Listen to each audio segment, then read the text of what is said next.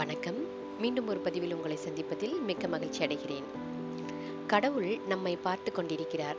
இந்த கருத்தை விளக்கும் விதமாக ஒரு கதையை காண்போம். ஒரு குருகுலத்தில் மாணவர்கள் படிப்பை முடித்து தங்களுடைய வீடுகளுக்கு திரும்ப வேண்டிய நேரம் வந்தது. யார் சிறந்த மாணவர் என கண்டறிவதற்காக குருகுல ஆசிரியர் ஒரு பரீட்சை வைக்க முடிவு செய்தார். அவர் மாணவர்கள் அனைவரையும் அழைத்து ஆளுக்கு ஒரு பழம் கொடுத்து, இந்த பழத்தை சாப்பிட்டு விட்டு வாருங்கள் என்று கூறினார். ஆனால் ஒரு நிபந்தனை, யாருக்கும் தெரியாமல், யாரும் பார்க்காமல் பழத்தை சாப்பிட்டு விட்டு வர வேண்டும் என்று கூறினார். அனைத்து மாணவரும் ஒருவருக்கொருவரை பார்த்தனர். பின்னர் யோசித்தனர், கலைந்து சென்றனர். சிறிது நேரத்தில் மாணவர்கள் அனைவரும் திரும்பி வந்தனர். அனைத்து மாணவர்களும் பழம் சாப்பிட்டுவிட்டு வந்தனர். ஆனால் ஒரு மாணவன் மட்டும் பழம் சாப்பிடாமல் திரும்ப கொண்டு வந்து விட்டான். எல்லோரும் அவனை பார்த்து சிரித்தனர். ஆசிரியர் ஒவ்வொரு மாணவனாக எங்கே சென்று பழத்தை சாப்பிட்டாய் என்று கேட்டார். ஒருவன் கூறினான், நான் ஒரு அறைக்குள் சென்று கதவை மூடிக்கொண்டு விளக்கை அணைத்துவிட்டு சாப்பிட்டுவிட்டு வந்தேன் என்று கூறினான். இன்னொரு மாணவனும், நான் காட்டுக்குள் சென்று இருட்டான இடத்தில் நின்று அங்கு நான் சாப்பிட்டேன் என்று கூறினான். இப்படி ஒவ்வொருவராக தான் சாப்பிட்ட விதத்தை விளக்கினார்கள்.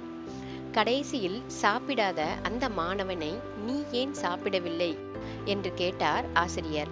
அதற்கு அந்த மாணவன், யாரும் பார்க்காத போது சாப்பிட வேண்டும் என்று கூறினீர்கள், என்னால் அது முடியவில்லை என்று கூறினான்.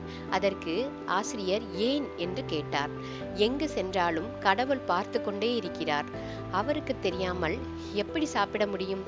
எனவே நான் சாப்பிடவில்லை என்று கூறினான் அந்த மாணவன்.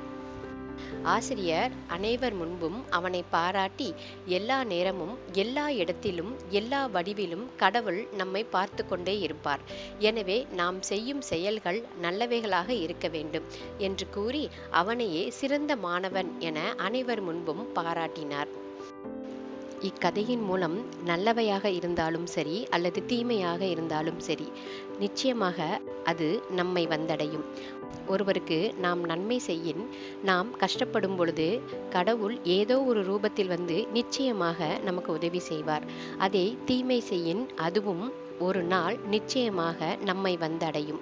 எனவே கடவுள் தூணிலும் இருப்பார், துரும்பிலும் இருப்பார் என்பதையும், கடவுள் நம்மை பார்த்து கொண்டிருக்கிறார் என்பதையும் நினைவில் வைத்துக்கொண்டு முடிந்தவரை அனைவருக்கும் நன்மை செய்வோமாக.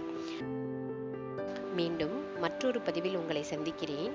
அதுவரை உங்களிடமிருந்து விடைபெறுவது கணேஷ் சேதுராமலிங்கம். என்னுடைய சேனலை சப்ஸ்கிரைப், லைக், ஷேர் செய்து எனக்கு ஊக்கமளியுங்கள். நம்மை இணைத்த இயற்கைக்கு நன்றி கூறி விடைபெறுகிறேன். நன்றி, வணக்கம்.